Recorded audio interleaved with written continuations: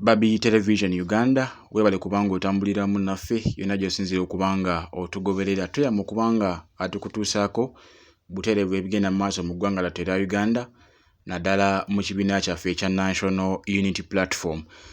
Gwe wenna atambula naffe webale kubanga otugoberera ku mukutu era nga webale kubanga osubscribinga na kutambuza message wabula nyongera okukusaba gwe yasubscribinga bw'otuuka sharinga video esobole okubanga etambula esobole okubanga message etuuka ku buli munnayuganda yonna gy'asinzira okubanga awangaalira wabula gompya tanaba kubanga osubscribinga agenda kukusaba osubscribinge ku mukutu guno kwa Babi Television Uganda.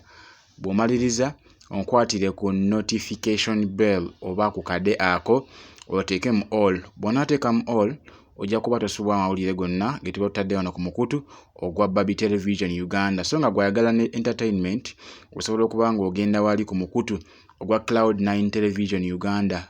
Entertainment nga kussa ne sports twabitaddeyo nnyo nnyini ddala okusobola okulaba nga ate abagala sports mugenda ku mukutu ogwo munyumirwe olw'ensonga nti tetusobola kubanga tubigattika na mukutu gwa nkyukakyuka. Wano tuyamba okubanga tukutuusaako amawulire agakwata ku muntu wa wansi, mainly amawulire agava mu kibiina ekya National Unity Platform nga naddala ensonga ezigenda mu maaso eza struggle mu mbeera emu oba endala. Waliwo enkyukakyuka ezikoleddwamu era nga President Robert Kyagulanyi Ssentamu avuddeyo n'ategeeza bannayuganda maasoko kaawo katono nnyo nja kubanga nkuwa akatambike awulire adjustments oba enkyukakyuka ezikoleddwamu mu country wide tour phase 2 era nga alangiridde enkyukakyuka ezo ngambye ngenda kuwa akatambi okawulirize bulungi nnyo. Oluvannyuma lwa poliisi okublockinga engendo za President Robert Kyagulanyi Ssentamu Kamuli nga wena kutegeezaako nti teyatuukayo, Bugweri teyagenda, Palisa yali agezaako okubanga agenda ne bamutegera wali ku mugga gw'Essezibwa, jjukira nti yali ayise Kayunga nga agenda kutema mpaka Palisa naye poliisi n'ebirinnyamu eggere mu mbeera emu oba endala wabula yagenda okutuuka ku kitebe okukomawo nga bagamba nti waliwo ekipapula ekyali kimuweereddwa poliisi era nga waliwo ebimusabidde okubanga atuukiriza ekibiina oba oliawo bekyali kitannaba kubanga kituukiriza okusobola okubanga tekiddamu kulemesebwa mirimu gyakyo. Joel Ssennyonyi ne ttiimu yakulemberwamu Secretary General w'ekibiina kya NUP omukulu bamuyita Lewis Lubongoya bagenda ku kitebe Naggulu newankubadde nga omulundi ogwasooka abablokingibwa era tebakkirizibwa kubanga bayingira munda mu premises oba mu office eya main head police headquarters wali Naggulu. Naye ekyamazima kyo kiri nti ebbaluwa yo baagiwaayo mu butongole era bw'atyo akakiiko akaddukanya ensonga mu kibiina kya National Unity Platform oba akakiiko akawandiisa aka National Executive Committee ak'ekibiina kya NUP ekikulemberwa President Robert Kyagulanyi Ssentamu ne batuula bukubirire ku botya bwe bayinza okuba nga bagenda mu maaso n'enteekateeka z'ekibiina nga tebalemeseddwa mu mbeera yonna ng'abo baba badde balemesebwa okusinziira ku country wide tour phases ezisoose oba ezasooka. Phase 1 eyasooka mwagiraba bulungi nnyo, phase 2 yeeno okusomooza ko kubadde kw'amaanyi munnyo olw'ensonga nti Bobi Wine takkiriziddwa kubanga atuuka mu bifo byabadde oba bye yali ateeseteese okubanga amitingiramu abantu okusobola okubanga abamobilizinga ng'ekigendererwa ky'ekibiina we kyali.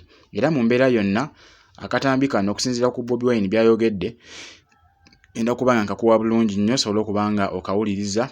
Waliwo byayogedde enkyukakyuka zino ezikoleddwamu era nga mukono amulabika nga olunaku olw'enkya ennaku z'omwezi 3 mmwe mulidde empanga phase 2 okuddamu olw'ensonga nti bakiriyalinze oba ekibiina kyakiriyalinze kyatudde bukubirire ne poliisi wali ku kitebe kyakyo Naggulu.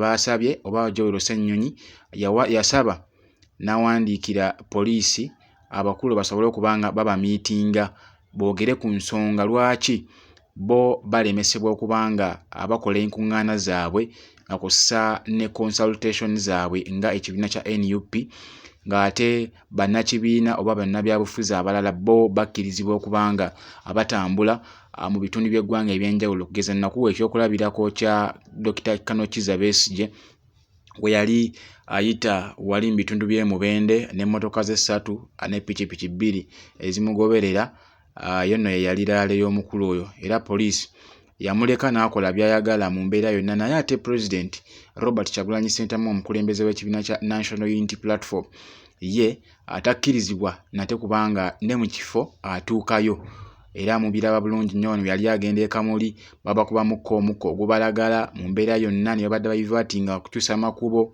okusobola okubakeereyesa kwakana ng'ate abagobye oba bazinzeeko ekifo awabadde wategekeddwa omukolo President waba agenda okwogererako ne bannakamuli ne bannabugweri ne bannapalisa okukakana nga poliisi ezinzeeko ekifo ekyo era ne bayiwawo amagye mayitirivu nnyo. Embeera eno nagikutuusako obutereevu wano ku mukutu ogwa Babi Television Uganda. Wabula ngenda kubanga nkuwa akatambi ka President Robert Kyagulanyi Ssentamu akutegeeza enkyukakyuka ezo ezikoleddwamu. Waliwo bye syogeddeko naye nga ye President akatambi kano yabyogeddeko. Kansooke mbikuwe obiwulirize bulungi wabula ngenda kusaba oyongeze ku ssimu yo.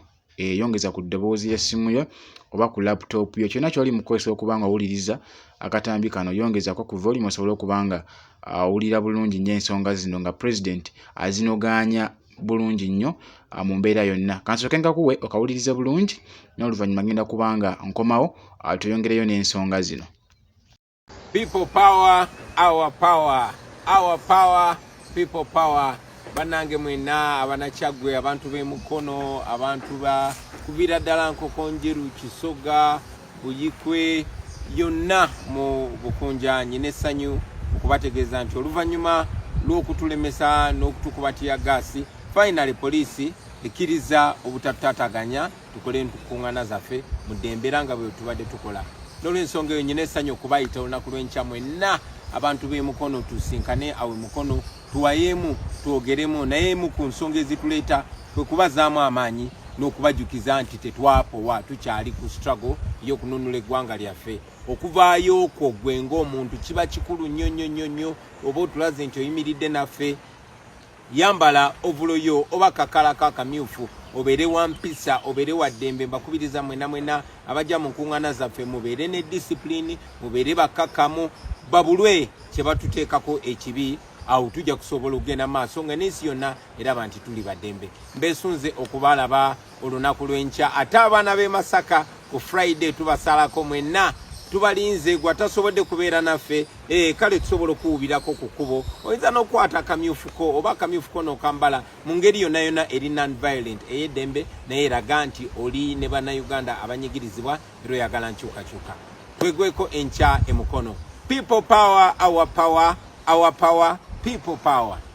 Bw'atyo President Robert Kyagulanyi Ssentamu bw'akutegeezezza era ndowooza akavidiyo ako kawulidde bulungi nnyo enkyukakyuka ezikoleddwamu mu country wide tour phase 2 nga we nakutegeezezzaako nti oluvannyuma lwa poliisi okutaataaganya entambula n'enkuŋŋaana eza phase 2 Bobi Wine asazeewo okubanga akiriyalinga byonna naluli byali kiriyadi naye ate ne bongerawo emisoso ate emirala egitateekebwa ate ku bali betuzoganya nabo ogamba nga Dr. Kanokiza Besigye abamuwozi project abatambuza zi birthday twalabako n'akatambi akamu ndowooza nakabawa bulungi nnyo ku mukutu gwa Babi Television Uganda nga full figure avaayo n'ayomba butereevu wali ku Salt ng'ayomba webanga yeebuuza ensonga lwaki Bobi Wine atakkirizibwa kubanga akola emirimu gy'ekibiina kye